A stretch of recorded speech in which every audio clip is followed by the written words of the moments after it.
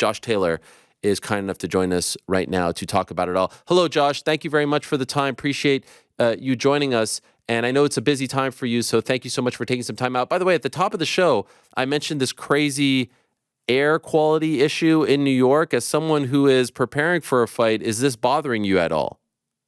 No, it's not bothering me at all. I'm indoors and stuff as well as much as possible just now. But yeah, I was enjoying the weather and stuff yesterday.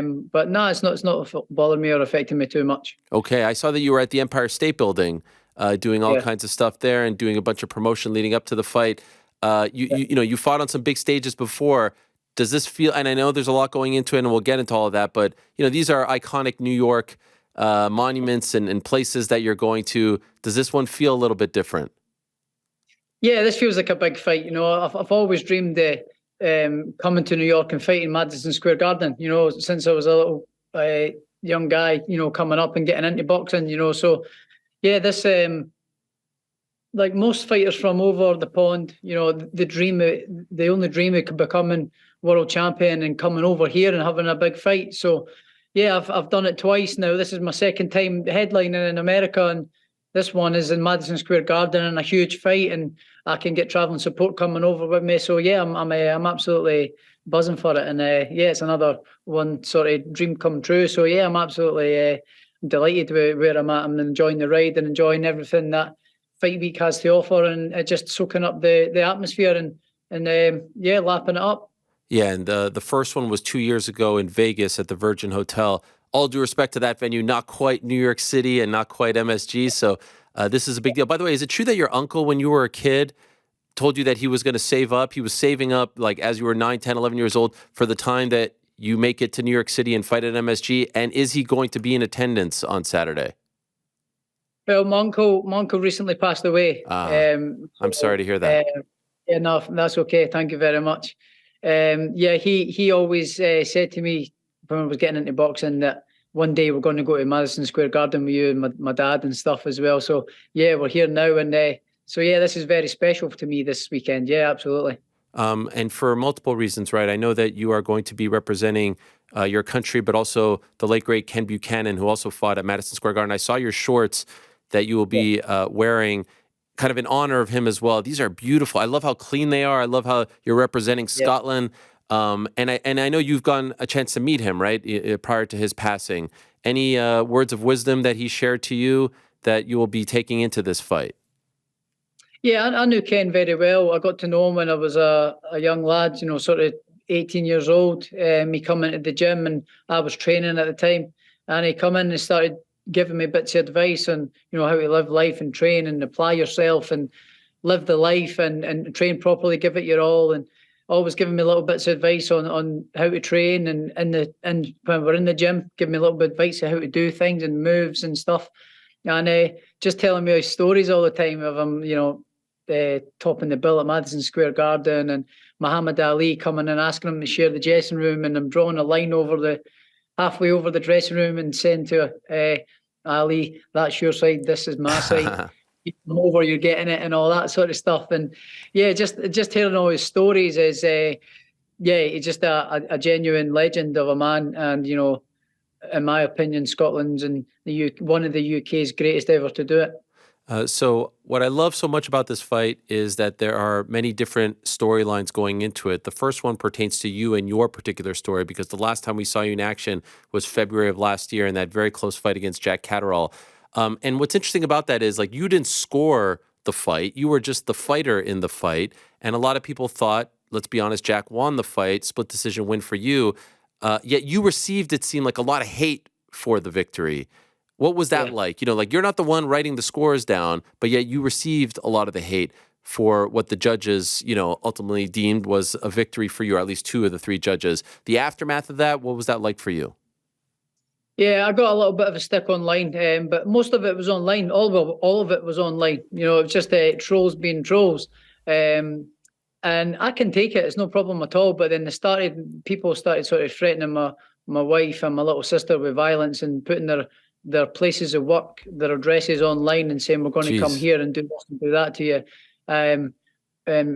So threatening with threats of violence. Well, then it changed the tone of the things. Then I sort of kept my mouth shut after the fight, but then after all this started happening, I just started fighting fire with fire, So I didn't help my case sometimes, but I'm not the kind of guy that's going to sit back and take it and keep my mouth shut, especially when there's people threatening my family, But having said that, it's all just people online and just being pathetic losers, and that's all they are. They're just losers that have got nothing going on with their life. They're bored, they're frustrated with what they've got in their life or the lack of joy in their life, and they sit on a keyboard and because it's free and they get no payback from it, they think they've got big balls sitting on a keyboard saying abusing people. But in line, in life and in person, I've had next to nothing like that. I've had people come up and say, I thought Jack could have won. I thought you could have won. Thought it could have went either way. It's been mixed when I've been in person, but I've never had any abuse in person at all.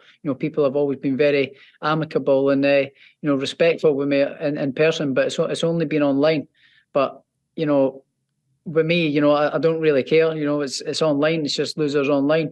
But if they were to say things like that to my face, they wouldn't, because Right. they know they would get. Just curious, I'm assuming you've rewatched the fight, right? Probably more than once. Yeah, I have watched the fight a few times. Yeah. And how do you score it when you watch it? To be honest, I've said that a few times. I thought I did enough to win the fight, especially in the later half.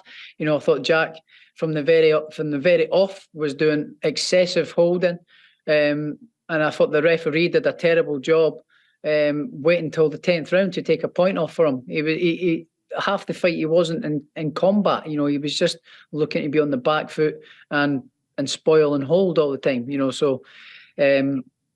But having said that, I thought he had a good tactics, had good game plan. I thought about halfway through it was about eeksy peeksy, and then the second half of the fight, I thought I won most of the rounds. So I thought I had just enough to win. When I was waiting on the result, I kind of thought, well, I'm maybe going to get a draw here, and I certainly never thought I lost the fight. That's for sure. Why isn't your next fight? Why isn't this fight against Jack? Well, I feel I've explained this about 100 times now. I know, different audience here. I'm sorry for. Yeah. I'm quite bored of explaining myself. I received the injury. We were going to we had the rematch sort of signed up and ready to go. We were about to announce it, and then I picked up my injury about 3 or 4 days before we announced the fight on my foot. And in that time, then the promoter Ben Shalom at Sky never rescheduled the fight or put another date in to get confirmed. So during that time, the WBO come in and then mandated me to fight Teofimo Lopez, who's my mandatory challenger. So that's where we are. Okay, and many would probably say that Lopez is a bigger name than Jack. So it obviously makes a lot of sense to take this fight. Just curious, did you watch Jack's last fight just a couple of weeks ago? And if so, were you impressed with how he looked? No, I haven't watched it. I've been too concentrating on myself for this fight. This fight is a global, huge fight. So. No, I haven't been. I'm not interested in what Jack Catterall's doing, to be honest. I'm only interested in myself. I've got my own things focusing on just now. Okay, so Lopez and you have some heat. You did that face-to-face virtually. You got up towards the end. You were annoyed. There's a lot of the stuff that he was saying I could understand would get under your skin. But just curious, what is your take on Lopez, the human being? Like the stuff that he says, the way he's acting, the pre-fight talk, the way he speaks, about you, the way he speaks about your resume, your accolades, your take on him as a human being. Well, I don't know him as a human being, to be honest, and I don't know how much of it's just a front and how much of it is just him talking nonsense. I think he's just all over the place. I think he's just a bit of a clown. Doesn't know where he is, a bit of a lost soul, to be honest. But yeah, I don't really. I've not got any feelings towards him. To be honest, it's just business. But yeah, I'll be looking to go in there on Saturday and inflict some serious damage and some pain on him, especially with some words that he has been saying. He wants to come and take my life and all that kind of stuff. So I'll not be taking that lightly on Saturday night. I'll be looking to punish him for it. Yeah, and I know that he got some heat for that, but even doubled down and said he didn't apologize. So I'm wondering, have you ever felt this way about an opponent going into a fight? Because it does seem like it has crossed the line into sort of being personal now. No, I never get emotionally attached, but all that does is gives me more motivation and more fire to inflict more pain on him and give him a bigger beating on Saturday. Okay. Considering you're the man coming in with the belts here, why isn't this fight happening in England or, Scotland or somewhere closer to where you live? Well, we could have had the fight in Scotland, Easter Road in Edinburgh, Scotland, but I got sort of offered the chance to fight in Madison Square Garden, and I says absolutely. When else or whenever am I going to get the chance to come back to America and fight in a huge, iconic venue? I might never get the chance to do this again. Obviously I plan on doing a demolition job on Teo on Saturday, moving on with my career, maybe even moving up to 147, getting another big fight and coming back over and doing it again. But, plans are plans and they can often go wrong. So I might never get the chance to do this again. So when I got the opportunity, I grabbed it with both hands. Okay, I know you said you didn't watch Jack's last fight. Did you watch Teofimo Lopez's last fight? I know you don't watch a lot of film, but I'm assuming you watched that in preparation. What is the difference between the Lopez that we're seeing now and the one who beat Lomachenko a couple of years ago? And obviously we include the Kambosos fight in there too. I know he talked about some health issues, but he doesn't seem like the same dominant fighter that he was a couple of years ago. What is your take on why? Well, I'm not taking too much from it. The version I'm preparing for is a version that turned up and beat Lomachenko. But even then, I don't think that's good enough. I don't think that level of Teofimo is still not good enough to beat myself when I'm at my best. But he's a very good fighter. He does a lot of things really well. He's athletic. He's quick. Looks like he carries a little bit of power. Got good boxing IQ as well. So I'm preparing for that level of Teofimo. I don't really take too much from his bad performances, although he still does some things that I see that he did well, but just never had a very good performances the last couple. I don't know what his game was, but I take nothing from it. I'm preparing for the best version of Teofimo Lopez. Considering, the way the last fight went, the fact that you haven't fought in a year and a half, the fact that you're coming to his hometown essentially, considering you're coming off the injury, you've changed training camps, all this stuff. Would it be fair to say Josh Taylor is going into this fight on Saturday with, a fairly big chip on his shoulder? You have some things to prove. Do you feel that way? No, I wouldn't say a chip on my shoulder. I've just on Saturday night, good performance, and say I told you so. I'm the number one. I've had one bad performance in 10 years, and all of a sudden I'm nothing. I'm washed it. I'm past it. So we'll see on Saturday. And I plan the way I've been performing in the gym and things I've been doing in sparring and stuff. The sky won't last 8 rounds. You think 6 to 8 rounds. 6 to 8? It'll be an early night if I come up and perform the way I've been performing in the gym. Yeah, it'll be an early. If I don't, then I've absolutely no excuses because I've had an absolutely awesome training camp.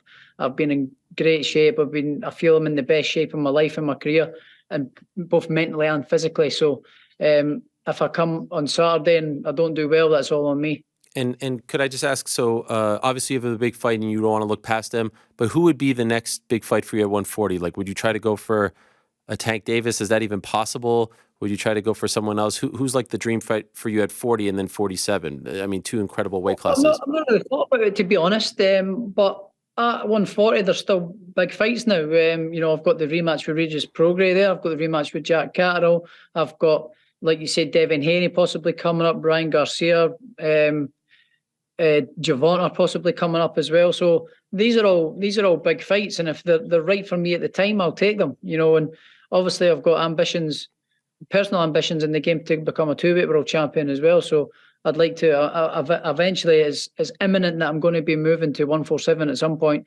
and chasing to become a 2-weight world champion. Is it possible this is your last fight at 140?